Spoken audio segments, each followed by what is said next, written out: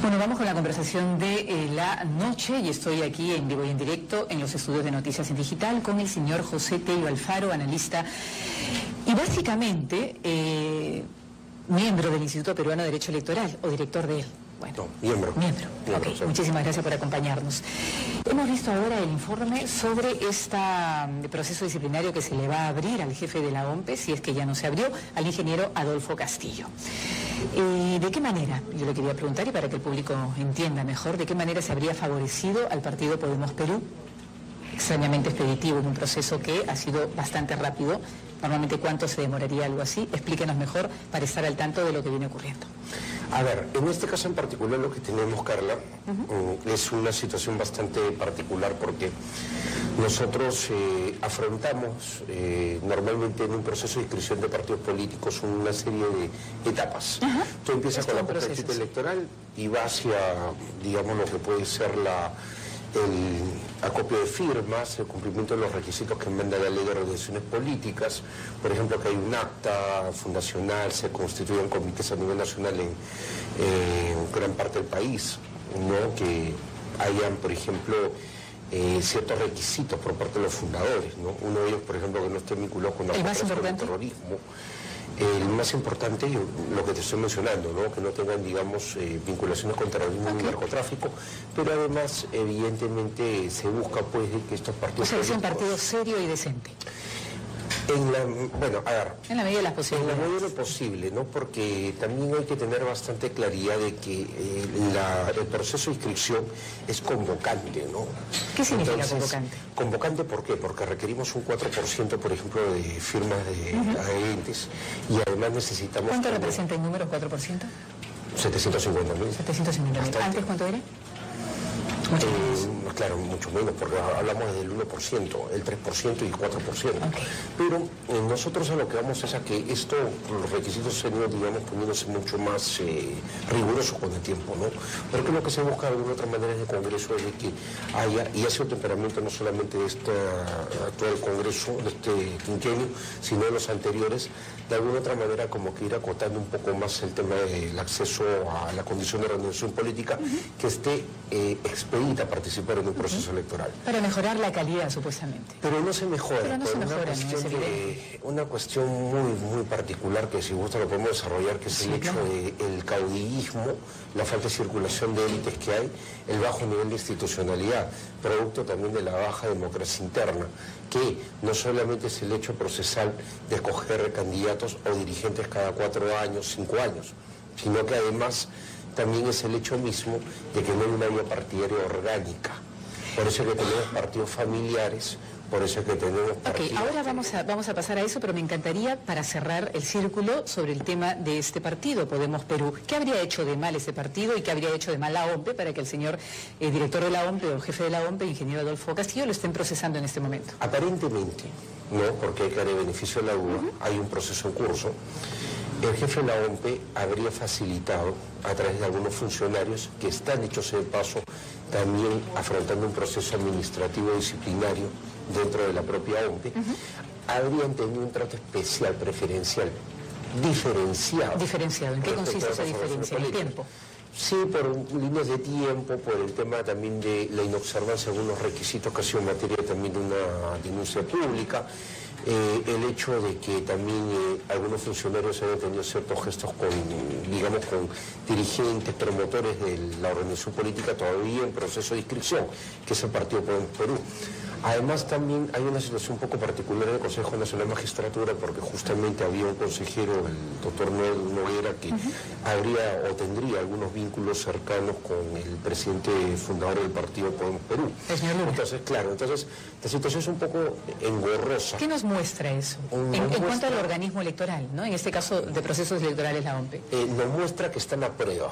En el caso, por ejemplo, del Consejo Nacional de Magistratura, tiene que resolver el tema no solamente de Adolfo Castillo, que es el jefe de la OMPE, sino que además también ver, obviamente con la inhibición del caso, llevar adelante este proceso de una manera que la población, el elector, por eso de alguna manera quede satisfecho. Y en el caso de la OMPE tiene también que llevar este proceso interno contra funcionarios que ya no están con vinculación laboral. Pero ahora, ¿quién lleva ese proceso interno contra los funcionarios? ¿La propia OMP? No creo. No, claro, lo que pasa es que... ¿Hay un organismo de control? Ahí adentro, sí, claro, con los organismos de control correspondientes, quienes están a cargo, comisiones que se conforman y que obviamente llevan este proceso disciplinario. Porque imagínense que lo lleve el propio señor Adolfo Castillo, que está cuestionado, sería una locura. Pero aparte también hay algo, ¿no? Y quiero resaltar, puede ser que los funcionarios ya no tengan vinculación con la OMP. Como ocurre muchas veces en la administración pública, uno puede tener vinculación o ya no tener vinculación con la entidad, pero el proceso igual sigue. Y en este caso se está siguiendo el proceso disciplinario contra unos exfuncionarios. Exfuncionarios, ya están ahí. Porque claro, se les ha quitado, eran de confianza y se les ha quitado la confianza, y habría que ver, ¿no?, cómo termina esto. No se descarta también, de ser el caso, que no solamente haya responsabilidad administrativa. Penal. Si se encuentra indicios de ilícitos, todo funcionario público está obligado a denunciarlo. ¿Cuál sería el delito ahí? Bueno, eso habría que ver cómo van digamos, las investigaciones. Entonces tampoco no podemos aventurarnos a hablar de un delito, pero de haberlo, ¿no?, o de tener claridad al respecto, tendría que obviamente avisar a la Procuraduría del organismo electoral y esta también valorar, y de ser el caso, presentarlo al Ministerio Público para ver si formulan algún tipo de denuncia penal. Pero no vayamos a eso. Ok, pero eso es lo que recae... Así es. Eso recae sobre la OMP y su directiva, o el director o el jefe de la OMP, sobre el partido Podemos Perú, que fue extrañamente expeditiva su acceso, su lista o la incorporación. En fin. ¿Qué pasa con eso? En la medida que se realizan las investigaciones se puede encontrar responsabilidad o alguna supuesta responsabilidad. Pero ahorita siguen en carrera. Sí, no pasa pero nada. Claro, es que lo que ocurre es que lo dijo también el presidente del Jurado Nacional de Elecciones. Este partido está con su inscripción vigente, se ha inscrito antes del 10 de enero y está expedito para participar en el proceso. Okay. Lo ha hecho y de una manera bastante clara, categórica. O sea, ¿se reconoce que hubo favoritismo? No se está reconociendo. Pero a pesar de eso sigue adelante. Lo que está diciendo, ¿no?, el presidente del Jurado Nacional de Elecciones es que el partido está inscrito, cosa que es real, claro, cuenta con una inscripción en el registro, está todo... y si hubiera algún vicio, que será materia de la investigación en los próximos meses, bueno, ya se verá qué acción toman ellos. Pero de momento, al día de hoy, y hay que también ser bastante claro con todos los potenciales electores que pueden estar escuchando, ¿no?, este programa, y también darle la tranquilidad de que el tema, de momento, por lo menos para el partido, está con las postulaciones y está yendo para adelante, ¿no? Está con las postulaciones, pero ¿cuánto podría durar esto? Habría que ver. Eso es un tema que está en manos ahora del Consejo Nacional de Magistratura, en el caso del ingeniero Adolfo Castillo, y en el caso de la OMP hay una determinación de responsabilidades. Porque para octubre ya no falta nada. Pero aparte de eso, de todas maneras, accionar contra el partido habría que ver en todo caso contra las personas del partido que estuvieron involucradas en situaciones irregulares. Porque recorremos... ¿Usted cree que no necesariamente es el señor Luna? Habría que ver, porque acá lo que tenemos que tener bien en claro es el resultado de una investigación. No podemos trabajar tampoco en base a supuestos, o sea, habría que en todo caso ver cómo se van desarrollando y si hay elementos de juicio que lo puedan vincular, bueno... Pero imagínense los electores, las personas que quisieran votar por esta persona, por el señor Luna de Podemos Perú, ¿no? Pero y al paralelo... ¿no? Pero por el es el partido. Pero es el partido, claro, ¿no? Y en paralelo haya esta investigación. Y finalmente se encuentre a, no sé, 15 días antes de las elecciones que sí hay responsabilidad penal, que sería el escenario, ¿no?, más dramático. ¿Qué pasaría con esos electores? Tendría que inmediatamente migrar su voto o ver otra opción alternativa. A mí me parece lamentable algunas situaciones que se están dando en este proceso electoral, ¿no? Porque en verdad, o sea, cuestionar en todo caso un proceso de inscripción, cuestionar a un líder de un partido, y también digamos, al titular de un organismo como la OMP, que tiene un prestigio ganado de décadas. Así es. Es la verdad una cuestión que empaña, afecta, nos deja de alguna otra manera un sinsabor. Un sinsabor, ¿no? Una sensación de desconfianza también, por ejemplo, el ver a los partidos que están interviniendo ahora, muchos de ellos son vientres de alquiler. Los que, digamos, tienen un nivel de trayectoria vienen con serios problemas internos, ¿no? Han habido, por ejemplo, autoridades que, burlando incluso la propia Constitución, han pretendido postular a una reelección forzada. Digamos que este proceso en general tiene unas peculiaridades. Está lleno de vicios y está manchado. No es tanto de eso, sino que vemos claramente una pugna por el poder que se da cada 4 años democráticamente. Vemos lo que es la política en nuestro país. Pero claro, para muchos es un mamarracho. Pero ahí está el detalle. La verdad, esto debería ser una fiesta democrática de propuestas y también de competencia de candidatos en buena lid. Pero lamentablemente cada 4 años o 5 años advertimos pues de que nuestro sistema de partidos políticos no es institucional, responde a intereses familiares o de pequeños grupos, pequeñas élites que están ahí enquistadas y que no se mueven durante muchísimo tiempo. Y tienen actos medios oscuros, claro, como por ejemplo lo que ha ocurrido hoy con el candidato Castañeda Pardo, el hijo del actual alcalde de Lima, que también ahí se dice que es una candidatura dinástica, que después podemos hablar un poquito de eso. Él no había reportado en la sustentación que tiene que hacer ante la OMPE cuando inscribe, usted corríjame por favor, pero en su hoja de vida no había reportado un departamento de 532.512 soles más 2 sótanos. No lo había hecho. Recién salió a la luz después de que finalmente tuvo la oportunidad de escribirlo. Él dice que sí estaba reportado porque lo había puesto en la página web del partido, que obviamente solo la ven los miembros del partido, nadie está entrando a la página web del partido, pero no lo puso donde debía ponerlo para que finalmente el organismo electoral sepa rigurosamente con qué cuenta este señor antes de postular. Ahora finalmente podría pasar a una sanción y ser causal aparentemente de exclusión. ¿Eso claro, es así? Lo que ocurre es que aquí eso ocurre en salud. No reportar este tipo de patrimonio ¿Es grave?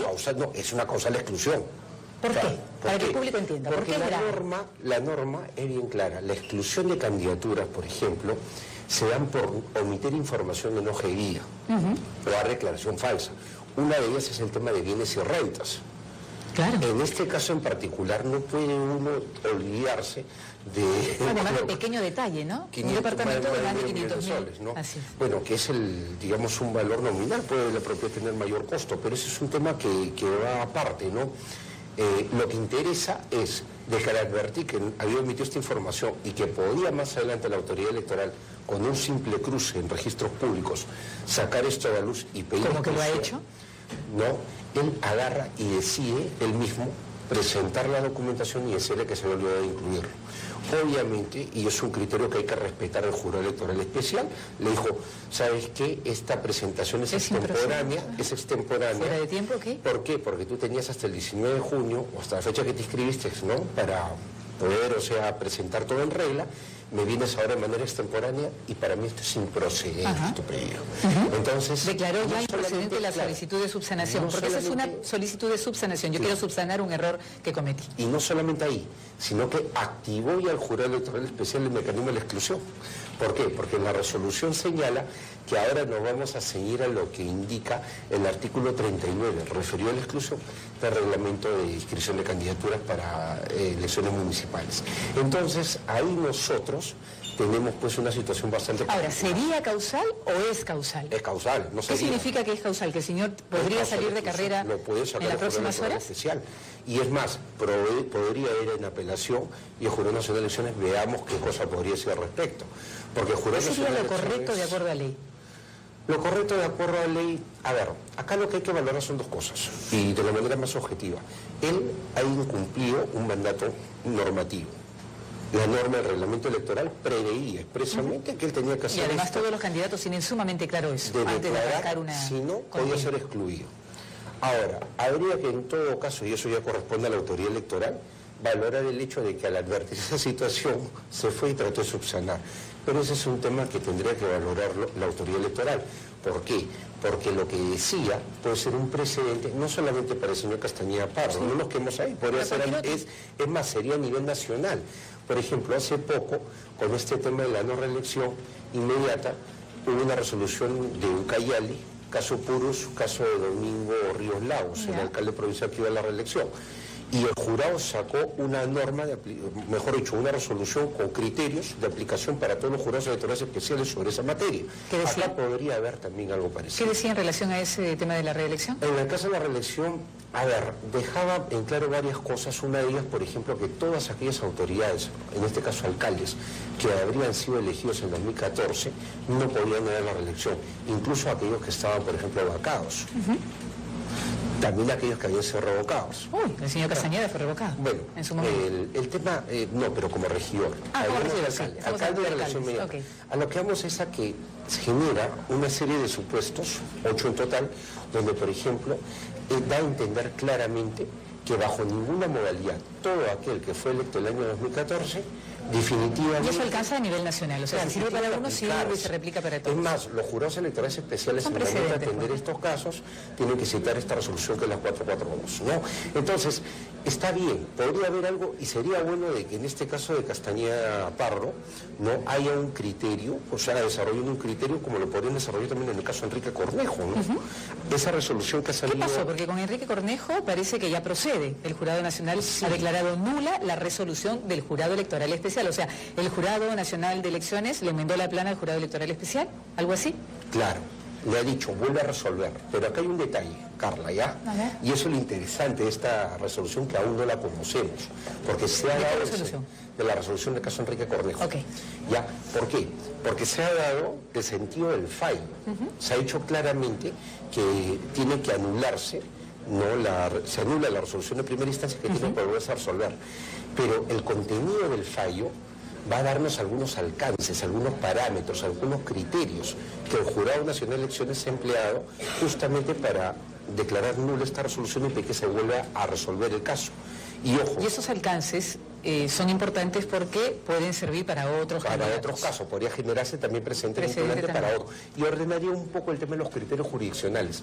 Ahora, por si acaso, el Jurado Electoral Especial no puede admitir la candidatura, o sea, a ver, tomando en cuenta las observaciones del Jurado Nacional de Elecciones, puede admitir la candidatura de Cornejo. O sea, hasta en este momento... Puede declararla inadmisible y pedirle que subsanen algunas cosas, o puede ratificarse e ir de nuevo por la improcedencia. Pero siempre tomando en cuenta lo que le dice el superior jerárquico en la resolución que es materia de, ahora que va a ser materia de revisión por el Jurado Electoral Especial. Pero hasta este momento no sabemos si la candidatura va o no va. No sabemos. Porque yo tenía entendido de que el Jurado Nacional le dio luz verde a Cornejo para poder postular, pero no. Pedido que vuelva a calificar. Mejor dicho, vuelven a hacer el trabajo, pero tómate en cuenta esto que es todos estos criterios que observaciones, recomendaciones, como lo queremos denominar, que te estoy dando. Ahora, el Jurado Electoral Especial es autónomo. Autónomo. ¿Qué significa eso? Que el Jurado Electoral Especial, el Jurado Electoral o Nacional Electoral le puede dar estos criterios y estas observaciones, pero si quiere las toma y si quiere no. Y vuelve a emitir una resolución. Tiene que seguir los lineamientos del Jurado Nacional de Elecciones. No es tampoco Entonces, así. ¿a qué se refería cuando era Lo que pasa es que hay autonomía en la valoración del expediente, en este caso de admisibilidad de la candidatura, ¿no? El expediente de inscripción de candidatura, ¿no? Lo que tiene que hacer el Jurado Electoral Especial es ahora, a la luz de lo que le da como lineamiento el Jurado Nacional de Elecciones, revisar de nuevo toda la documentación. Pero ahí viene la interpretación que hace el juez de primera instancia, por decirlo de alguna manera, que es el Jurado Electoral Especial del IMACentro. O sea, entonces al final la decisión recae sobre el Jurado Electoral Especial. De todas maneras va a tomar la decisión. ¿Por qué? Porque por mandato constitucional, ¿no? Porque la propia Constitución, la ley orgánica de elecciones que prevé justamente, y la ley orgánica del Jurado Nacional de Elecciones, que prevé justamente el tratamiento que tienen de autónomos, independientes, los jurados electorales especiales. Algo así como los fiscales y jueces. No, yo diría, como el juez de primera instancia, el juez de sala, o los jueces de sala, ¿no? Entonces, acá es un juez especializado, digamos, en lo civil y la sala superior civil. Es algo así, ¿no? Doble instancia.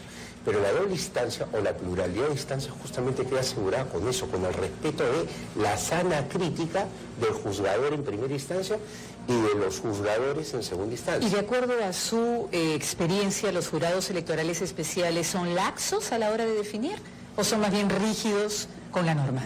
Varía demasiado. No debería variar tanto, debería haber un lineamiento, ¿no? Claro, se están dando lineamientos y el jurado dicho se pasó, por ejemplo, lo mencioné hace un rato. Para que sea estándar, estandarizar la norma. De la no reelección inmediata, eso es algo en lo que ya ha sentado lineamientos. Debería tener casos emblemáticos y sobre eso sentar lineamientos. Así es. Como lo hizo también en el 2016 con este dolor de cabeza que significó el tema de las dádivas, por ejemplo, ¿no? Profundo dolor de cabeza lo que vivimos en aquella época. El jurado prácticamente sin una norma reglamentada tuvo que aplicarla y justamente a punta, por decirlo de alguna manera, de resoluciones, fue aplicando, dando criterios que debían ser observados y la cosa terminó muy complicada. Pero al final, ¿cuál fue la decisión final? ¿No? En relación a las dádivas. No, en relación a las dádivas, bueno, hubieron exclusiones como la de Lenguaro y otros, ¿no? que definitivamente César Acuña, ¿no? O sea, agarraron y dejaron precedentes, pero sabemos también del impacto que tuvo en el proceso mismo, ¿no? ¿Qué cree usted que va a resolver el jurado electoral especial, en este caso del señor Cornejo? En el caso del señor Cornejo, bueno, habría que ver en primer lugar el contenido de la resolución. Ese es el... O sea, entonces, sin contenido, sin saber el contenido de la resolución no se puede saber exactamente. Claro, de hecho, anulada y tienes que volver a resolver. Pero hay que saber cuál es el contenido, porque ahí vemos con claridad, y si gustas tocamos en ese momento el tema, ahí vemos con claridad qué es exactamente lo que el juez electoral, en este caso el Supremo Tribunal Electoral, ha valorado. Ok.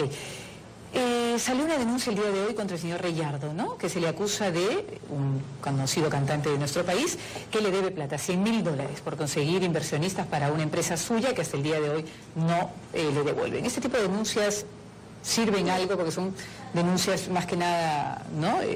Situaciones más que nada personales. Sí, pero de todas maneras, al ser un personaje público hay que tener siempre en cuenta eso, ¿no? Otro elemento más que nos distrae en lo que debería ser una campaña de propuestas, antes que de denuncia, dimes y diretes, cuestionamientos. Entonces, con todos estos ejemplos que hemos puesto del señor Castañeda, que finalmente no contó que tenía un departamento de más de 500.000 o medio millón de soles, del señor Cornejo, que todavía que se va a ver a través del jurado electoral especial. Lo complicado de Enrique Cornejo en particular, sí, ¿no? Que seguimos con las prácticas de los vientres de alquiler, ¿no? O sea... Porque ¿cuál fue el tema de fondo ahí con Enrique Cornejo? Democracia directa del partido, ¿no? O sea, llegar al partido... ¿La manera cómo llegó? En cierta manera, ¿no?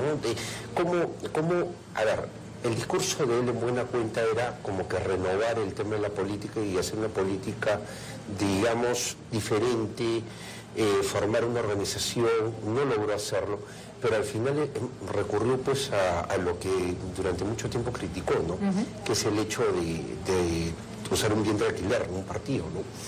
Y así tenemos, y podemos citar una gran cantidad, ¿no? de situaciones de este tipo que se dan, no solamente con partidos nacionales, sino también con movimientos regionales.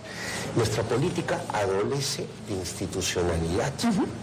Sí, todavía estamos muy lejos de verdaderamente tener partidos con elecciones transparentes, internas, dirigenciales o de candidatos, y más aún, partidos orgánicos, que nos den la tranquilidad de que nos van a dar un menú electoral y sobre todo, que si votamos por ellos, más que por la candidatura en sí, vamos a tener al final, ¿no?, una responsabilidad del partido, ¿no? Ahora, me están indicando que en las noticias, sí, hasta este minuto, están diciendo de que Cornejo y Guerra García sí van a las elecciones, o sea, sí están en carrera. O sea, a pesar de que hay una serie de cosas que todavía no han sido resueltas en el jurado electoral especial, porque tienen que hacer una serie de subsanaciones y todo eso. Pero de alguna otra manera ellos han tenido como que un respiro y de nuevo que el tema entra en revisión, ¿no?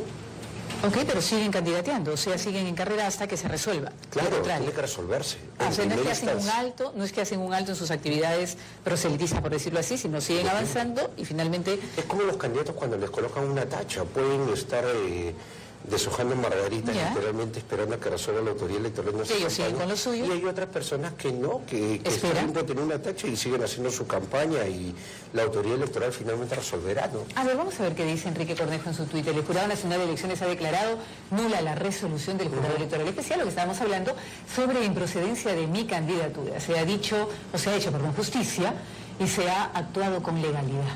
Estamos nuevamente en carrera. Esperemos que el Jurado Electoral Especial INACentro continúe con el proceso en forma transparente y de acuerdo a ley. Bueno, esperemos que el Jurado Electoral Especial significa que todavía no han terminado de hacer su trabajo. Es que no han terminado. Que se tienen que pronunciar para cerrar el tema, ¿no? Y hay que entender quizás lo que dice Enrique Cornejo es cierto, siempre estuvo en carrera. ¿Por qué?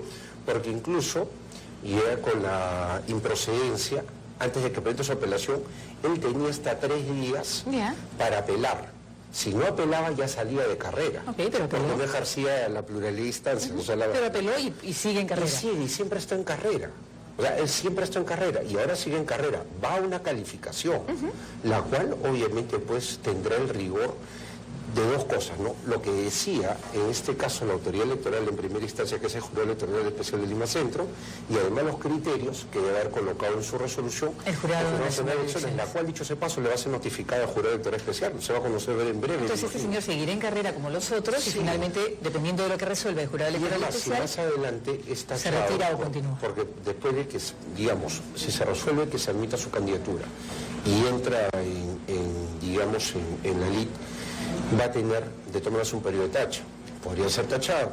Igual va a seguir en carrera hasta que resuelva la autoridad electoral. ¿Cuándo ya no deja de estar en carrera una persona? Cuando la autoridad electoral, cuando una persona decide no apelar, no seguir una batalla legal, que no es el caso, que no es el caso, o cuando el Jurado Nacional de Elecciones, en última instancia, porque ya no el Jurado Nacional de Elecciones ahora en apelación ya finiquita todo el tema. Antes había la posibilidad en el propio jurado de colocar un recurso extraordinario, ya lo han eliminado. Pero ahora, ya, el Jurado Nacional de Elecciones en apelación es quien sienta ya, pone los puntos para decir, se terminó. Y ahí sí, oficialmente podría quedar fuera de carrera o continuar. Y esto ocurre con todas aquellas diferentes organizaciones políticas. Estamos hablando mucho Cornejo, pero hay movimientos regionales, hay otros partidos. Y eso le quería preguntar, ¿cómo están las otras candidaturas en general? Usted que está viendo de cerca este tema, no solamente para las alcaldías de Lima, por ejemplo, que son creo que 20 candidatos, ¿no?, a estas alturas del partido. Hay muchos problemas en el país de formalidad. Te lo puedo resumir, Carla, de la siguiente manera, por lo menos. Háganos un mapa de lo que viene ocurriendo. A ver. Aterrícenos en la realidad de lo que se vive y lo que nos espera para el 7 de octubre. A ver, en el Instituto Peruano de Derecho Electoral estamos haciendo seguimiento a procesos a nivel nacional, ¿no? Y tenemos información. Son casi 15.000 listas, ¿no? Hemos revisado estatutos a nivel nacional de movimientos, de partidos políticos. Hay un trabajo de investigación bastante acucioso y va a haber bastante, digamos, alcance de investigaciones para... ¿Y qué está viendo? ¿Cuál es la conclusión? Pasete la corta, ya en el caso a nivel nacional vemos que los partidos y movimientos nos podríamos quedar, si el jurado se pone riguroso, nos quedamos sin elecciones. ¿Por qué? ¿Qué es lo que más se ve? A ver, ¿cómo te digo? ¿Cómo lo puedo resumir? Estatutos que no están con arreglo a la ley, por ejemplo, que están muy desfasados, que no han sido actualizados, a pesar que la ley de organizaciones políticas ha tenido una serie de cambios, no se han adecuado estos estatutos, están, digamos, con visión propia de lo que fue la ley en el año 2003, ¿no? Con movimientos regionales, por ejemplo, esto es mucho más grave que con los partidos nacionales. Los movimientos regionales es mucho más grave. Y los movimientos regionales es lo que más sale, el final elegido. Claro, estamos viendo mucho Lima, mucho Cornejo, mucho Reyarro, Castañeda, pero en realidad el tema es a nivel nacional. Y ahí es donde verdaderamente uno se da cuenta pues que la cosa está muy mal, ¿no? Porque los partidos, los movimientos regionales son una suerte de partidos regionales en sí, ¿no? Alguno ha pretendido más que todo desarrollar una línea ideológica. ¿Y qué son? ¿Improvisados, inorgánicos? Inorgánicos, máquinas electorales, igual que los partidos, pero más pequeños, obviamente, ¿no? Pero igual que los partidos que hay acá, porque... Elecciones internas, casi a dedo. Los partidos acá, hablemos de los partidos, porque los movimientos, como te digo, replican un poco eso, pero en más pequeño en la región, ¿no?, donde están instalados. En el caso de los partidos, por ejemplo, el tema es de que ellos no tienen vía orgánica. Ahora vamos a hablar de eso, pero quisiéramos leer lo que dice Gustavo Guerra García en su Twitter. El Jurado Nacional de Elecciones Perú declaró fundada nuestra apelación. Seguimos en la batalla en defensa de Lima. Gracias a todos los ciudadanos que nos apoyaron. La campaña arranca y mi compromiso es darle guerra al caos de la ciudad. Podemos vivir mejor. Juntos cambiemos Lima. Bueno, ese es el mensaje que manda Guerra García, pero él también sigue en evaluación. Bueno, claro, o sea, él tenía un problema de democracia interna que lo ha terminado de aclarar. Pero hay un detalle. ¿Pero el caso de él es menos complicado que el caso de Cornejo? Claro. ¿Es menos complicado ahora que el caso de Castañeda? Con el tema del departamento. Castañeda es algo claro que recién está empezando, ¿no? O sea, claro, habría que ver porque todavía... Porque usted dice que puede quedar excluido. Lo que pasa es que, retomando el tema de Castañeda, ha habido una activación del mecanismo de exclusión por parte del Jurado Electoral Especial. Sí, lo he dicho abiertamente, que es causal de exclusión. Lo he dicho, en los próximos días vamos a ver cómo se resuelve este tema, ¿no? Sí, yo no creo que quede fuera, la verdad. Pero bueno, entonces bueno, cada uno sigue haciendo su juego mediático, ¿no? A través del Twitter, poniendo seguimos en carrera. Pero es normal. En fin, sí, el son asunto, políticos. ¿sabes qué cosa? ¿Sabes dónde está el tema, Carla? En que estas cosas que estamos viendo ahorita no nos pueden a nosotros distraer de lo que nos interesa como ciudadanos. ¿Y qué nos interesa como ciudadanos? Propuestas, los planes de gobierno, quieren hacer, la gestión. Claro, ¿qué quieren hacer ya? Indistintamente a cómo pretendan llegar, ¿no? Que vemos que Bueno, el pero sistema el como pretendan llegar es importante para más o menos darnos cuenta pero de ahí quién es quién, hay ¿no? un detalle, claro. Es muy cierto lo que dices, pero quiero sí aclarar lo que acabo de mencionar. Indistintamente a todo este tema procesal electoral que se está dando, ¿no? Creo que a los ciudadanos, por un tema de respeto, hay que darles propuestas. Así es. Más que Las formas nos mediáticos, interesan, pero el fondo es lo más importante. más que shows mediáticos respecto de batallas legales en la autoridad frente a la autoridad electoral, ¿no? O sea, considero de que esto tiene que tornarse ya en un tema de propuesta, porque a la gente lo que le interesa, ¿qué vamos a hacer por transporte? ¿Qué vamos a hacer ¿Y con cómo ve seguridad? usted las propuestas de los candidatos?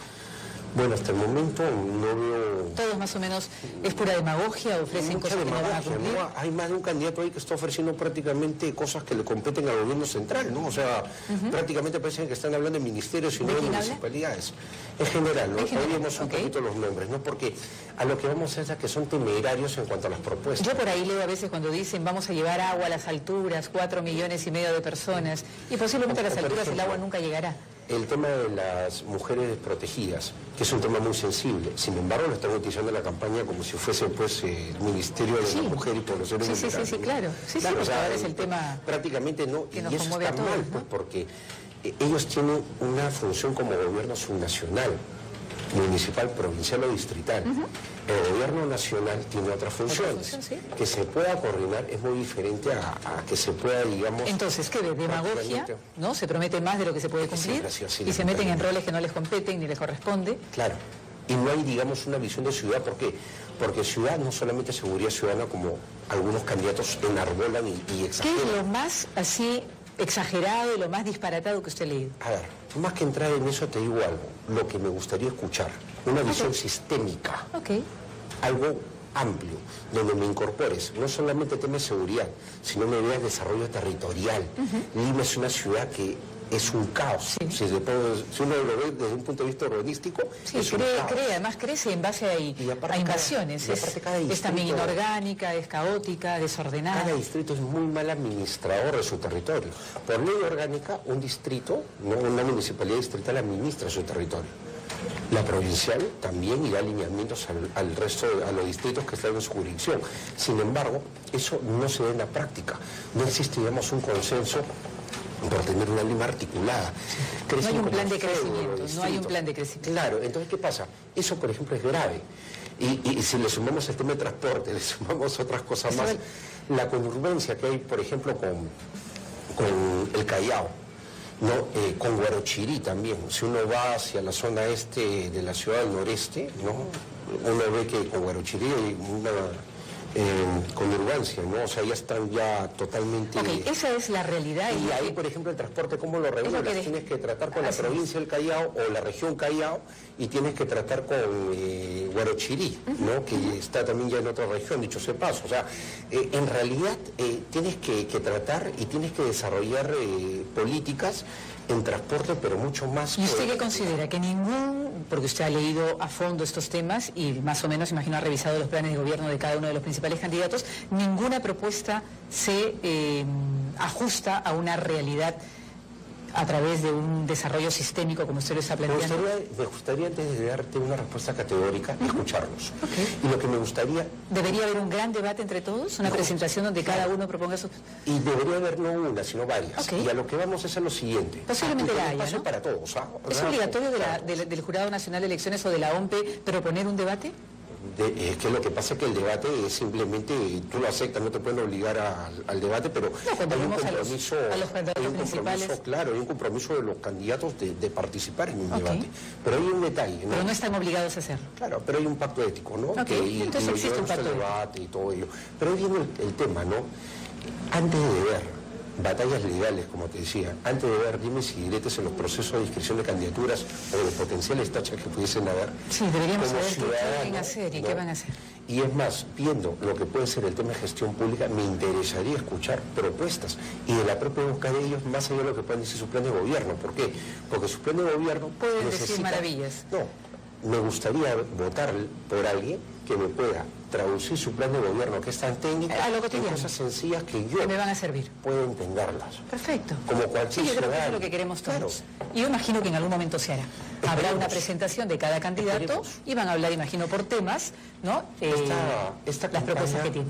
Va a ser fuerte a partir de agosto y septiembre. Ahora, usted decía algo importante, que meses. Lima es lo que menos le preocupa en todo caso, sino lo que está ocurriendo en provincias y en las regiones. El tema regiones, por ejemplo, de articulación con gobiernos provinciales y distritales, Dios mío, es un tema que da para muchísimo. ¿Por qué? Porque el proceso de centralización, por ejemplo, no se está dando de manera eficiente. ¿Y por qué? Porque no hay capacidad de respuesta en las regiones. No es que el gobierno central quiera mantener, digamos, ciertas funciones y competencias, sino que el hecho de trasladar esta descentralización, efectivizar esta descentralización en regiones es muy complicado.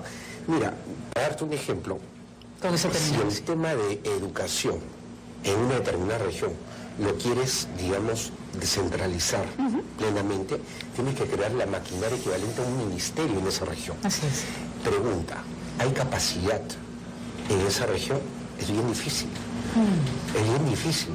Claro, o sea, detrás de cada propuesta tiene que haber toda una maquinaria que funcione. No tienes necesariamente los cuadros técnicos y de haberlos, no hay, digamos, los incentivos remunerativos como para que puedan integrarse una maquinaria estatal de gobierno subnacional.